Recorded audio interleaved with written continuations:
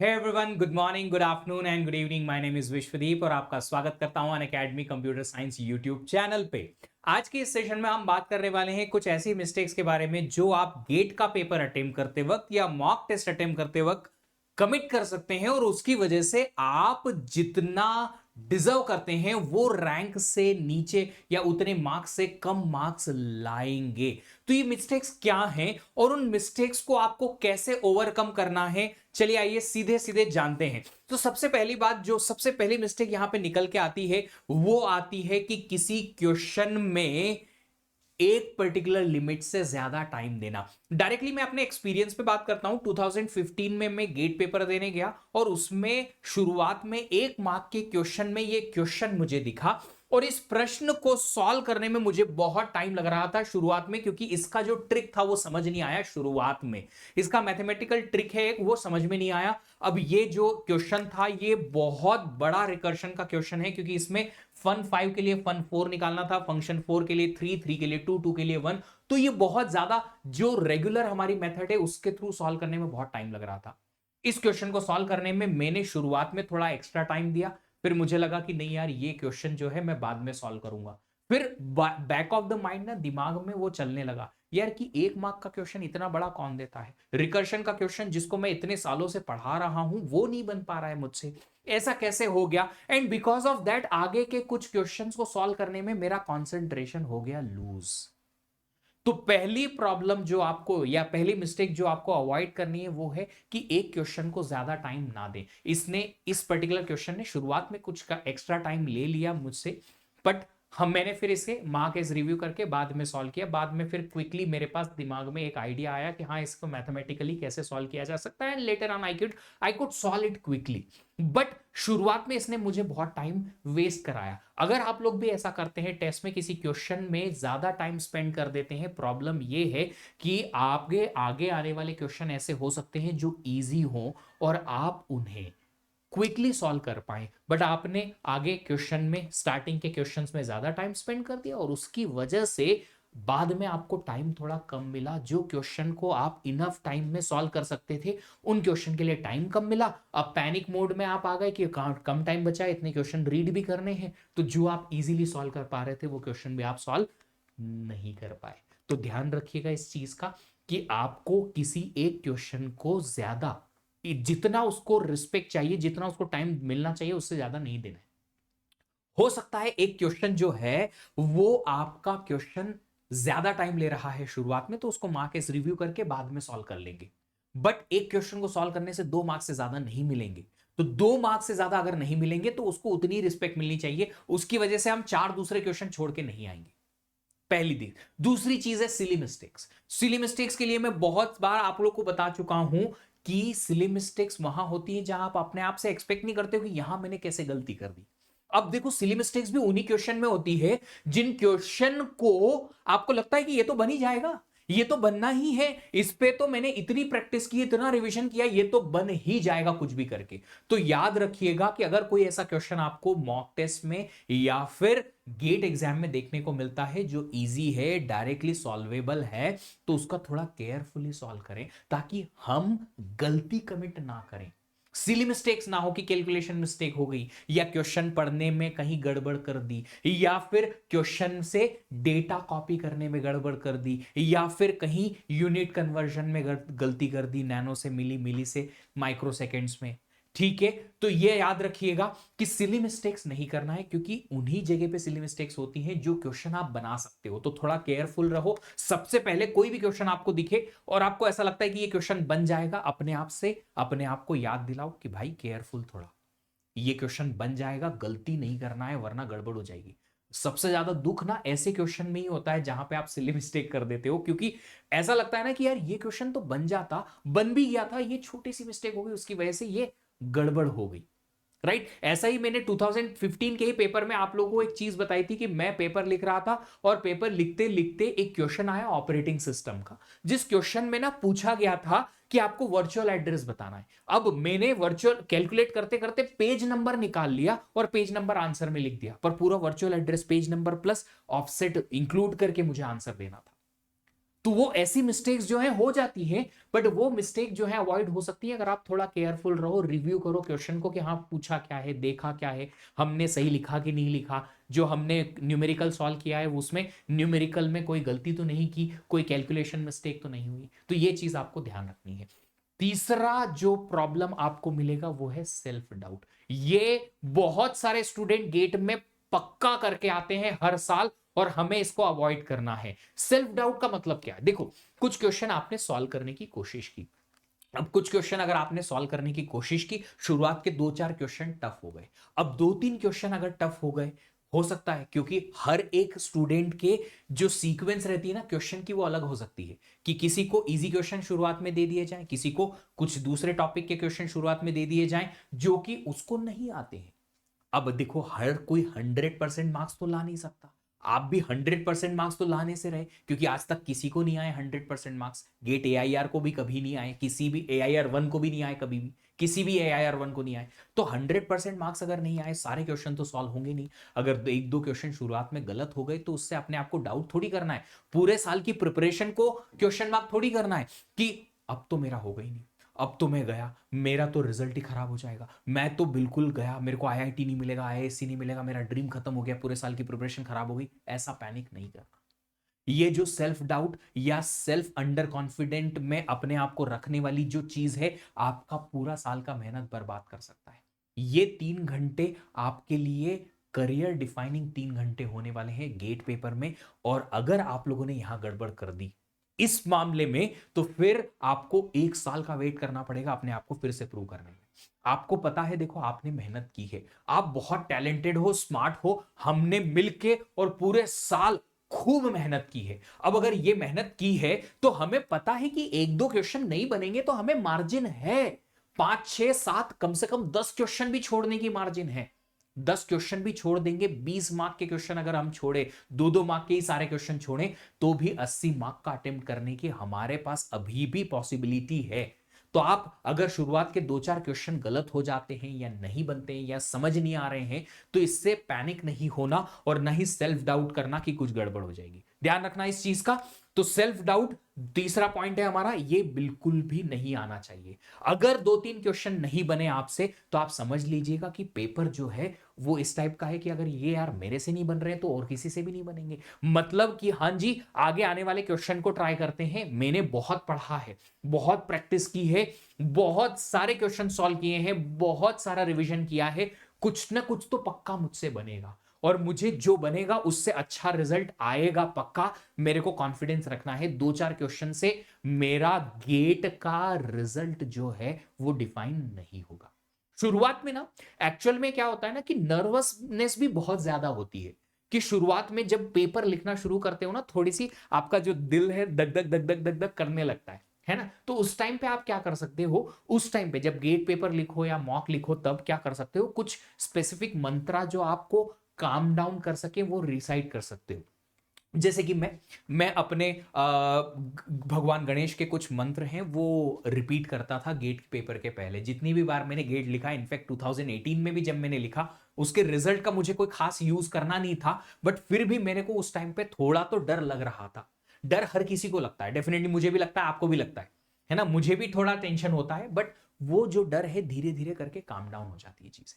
But उसके पहले आपको अपने आप को कन्विंस करना है कि शुरुआत में जो नर्वसनेस हो रही है वो नर्व्स डाउन हो जाएंगी। जैसे कि कोई टेस्ट मैच शुरू होता है ना, तो टेस्ट मैच शुरू होने के शुरुआत में 2-4 बॉल तक, 1-2 ओवर तक, जब तक बैट्समैन जो क्रीज पे आता है ना, वो क्रीज पे एकदम नॉर्मल रिलैक्स नहीं हो जाता ना, तब तक उसको नर्वसनेस होती है। तो पहला दूसरा ओवर थोड़ा ना ऐसे नर्वसनेस में ही जाता है, फिर धीरे धीरे करके जब उसको बॉल दिखने लगती है, बॉलर्स की स्टाइल समझ में आने लगती है, तब जाके वो थोड़ा सेटल हो जाता है और रन बनाने लगता है ना।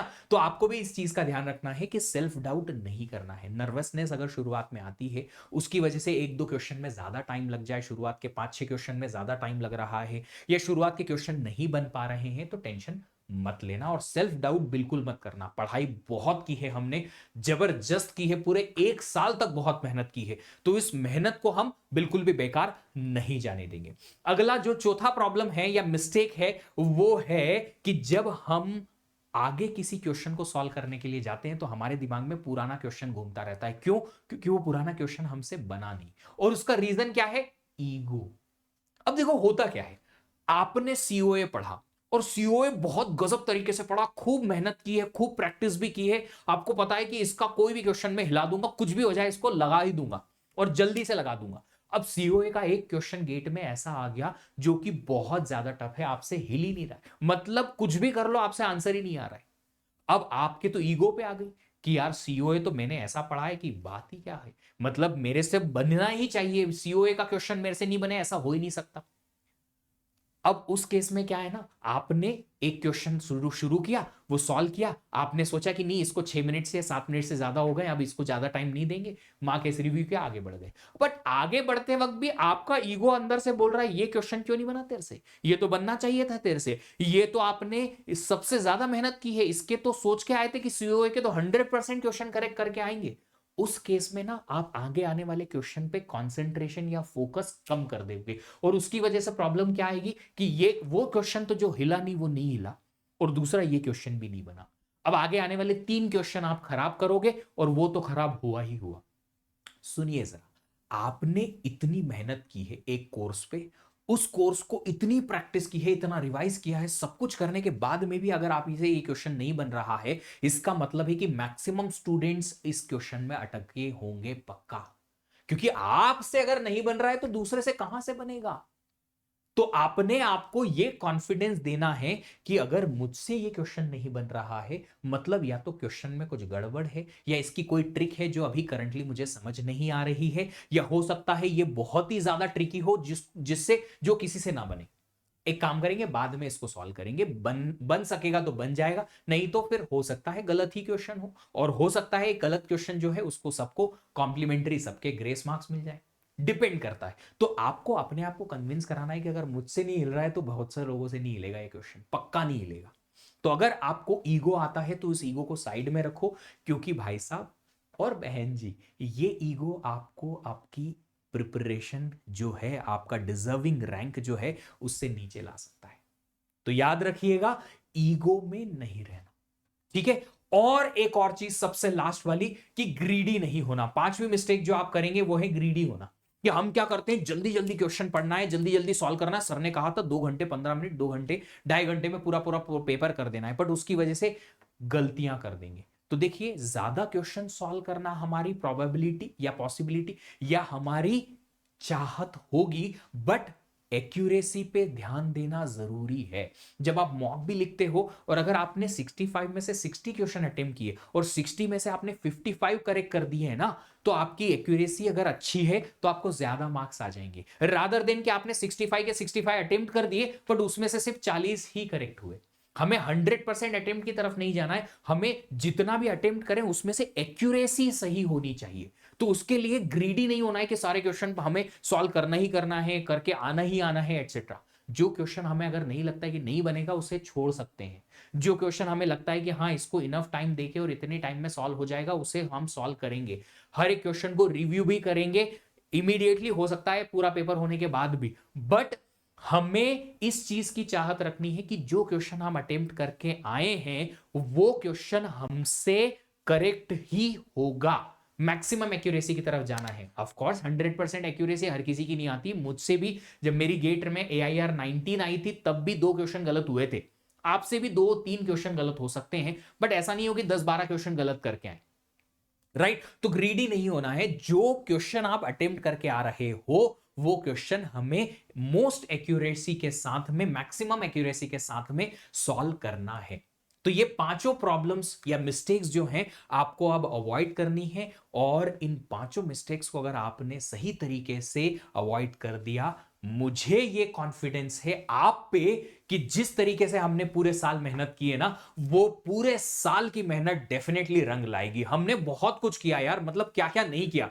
हमने कब कोर्सेस पढ़े, उनकी DPP के साथ में प्रैक्टिस की, हर वीकेंड क्विजेस भी लगाए, है ना, उसके बाद में पूरा कोर्स खत्म होने के बाद एक क्विक रिवीजन भी किया, फिर हर एक कोर्सेस के लगभग हमने रैंक इंप्रूवमेंट बैचेस भी देखे, एंड में रिवीजन भी देखा, बीच में हमने रैपिड फायर राउंड के थ्रू भी उनको समझने की कोशिश की ताकि कंसेप्चुअली हम इतना ग्रिप कर पाए। अब इतना करने के बाद आपने भी सेल्फ स्टडी की है, प्रैक्टिस की है। अच्छा, पीवाईक्यू तो भूल ही गए, पीवाईक्यू भी लगाए हैं सारे कोर्सेज के हमने साथ में मिलके। तो ये सब कुछ करने के बाद में, इतनी मेहनत करने के बाद में, अब इतना कॉन्फिडेंस तो हमें आना चाहिए कि नहीं यार, हमसे अच्छे मार्क्स लाने की कोशिश हो जाएगी। अब इसमें ये जो मैंने 5 मिस्टेक्स यहां पे बताई हैं, ये 5 मिस्टेक को आपको अवॉइड करना है। बस ध्यान रखिएगा, हो सकता है गेट पेपर जो है उसमें पेपर लिखते लिखते जब ये मिस्टेक आप करने लगो या ये मिस्टेक की तरफ आप जाओ तो मेरी ये बातें आपको याद आ जाए और कहीं ना कहीं आप उससे बाहर आके और पॉजिटिविटी की तरफ या अच्छाई की तरफ, सही आंसर की तरफ या सही चीज की तरफ आप चले जाएं और कहीं ना कहीं ये मेरी कही हुई बातें आपके रिजल्ट में हेल्प कर पाए, मजा ही आ जाएगा। मुझे आप पे बहुत कॉन्फिडेंस है, मुझे आप पे, आपकी प्रिपरेशन पे बहुत भरोसा भी है, ट्रस्ट भी है, बिलीव भी है कि हाँ यार, आपने बहुत मेहनत की है और इस मेहनत का रिजल्ट अब आना ही आना होगा। और इसीलिए इस टाइप का वीडियो में एक लेके आया ताकि आप लोग जो छोटी छोटी मिस्टेक की वजह से कहीं ना कहीं हमारा रिजल्ट नीचे आ सकता था, उसे हम नीचे नहीं लाएं। आप में से जितने भी लोग यहां पे इस वीडियो को सुन रहे हैं, अगर आप गेट 24 या 25 की तैयारी कर रहे हैं तो आप लोग मेरी और मेरी पूरी टीम के साथ में अपनी प्रिपरेशन को इस लेवल पे ले जा सकते हैं कि आपको अपनी प्रिपरेशन को ऊपर ले जाने के लिए जो कॉन्फिडेंस चाहिए, जो प्रिपरेशन लेवल चाहिए, जो नॉलेज चाहिए, अंडरस्टैंडिंग चाहिए, प्रॉब्लम सॉल्विंग स्किल चाहिए, वो अचीव हो जाए इस न्यू ईयर रिजोल्यूशन के साथ में। आपको अनअकैडमी प्लस और आइकॉनिक का सब्सक्रिप्शन 23% डिस्काउंट के साथ मिल रहा है इस न्यू ईयर रिजोल्यूशन में, जो कि आपको जनरली सिर्फ 10% ही मिलता है, बट अभी 23% मिलेगा। तो अगर आप चाहते हैं कि मैं और मेरी टीम आपको सपोर्ट करें, आपका साथ दें, आपको उस लेवल तक लेके जाएं, आपको गाइड करें, आपको इस तरीके से पढ़ाएं कि आपके प्रॉब्लम सॉल्विंग स्किल्स, आपकी अंडरस्टैंडिंग और ऐसी छोटी छोटी मिस्टेक्स जो आप रेगुलर लाइफ में, अपनी प्रिपरेशन लाइफ में कर सकते हैं, वो अवॉइड कर पाए, आप लगाएं कोड VDEEP10 और जल्दी से आ जाएं अनअकैडमी प्लस आइकॉनिक पे गेट 24-25 के लिए। 23% का डिस्काउंट आपको मिलेगा एज न्यू रेजोल्यूशन। मैंने ये प्रण फिर से लिया है अगली बैच के लिए कि हर एक स्टूडेंट को उस लेवल तक लेके जाऊंगा कि हर एक स्टूडेंट को वो कॉन्फिडेंस आए कि मैंने सीखा बहुत है और बहुत गजब मेहनत की है।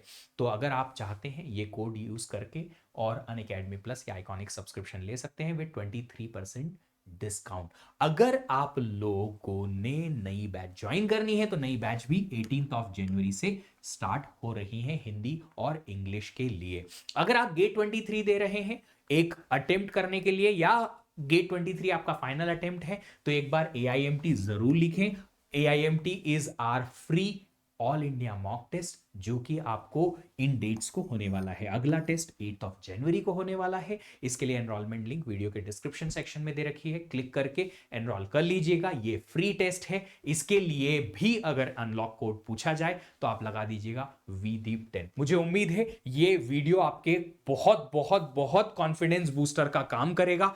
अगर इसी टाइप का कोई भी आपको प्रॉब्लम है तो उस प्रॉब्लम को आप वीडियो के कमेंट्स में जरूर लिखिएगा ताकि मैं उन पे नया वीडियो बना पाऊं। इसी तरीके के अगले वीडियो में जरूर मिलेंगे। तब तक आप keep learning happily. See you, bye bye.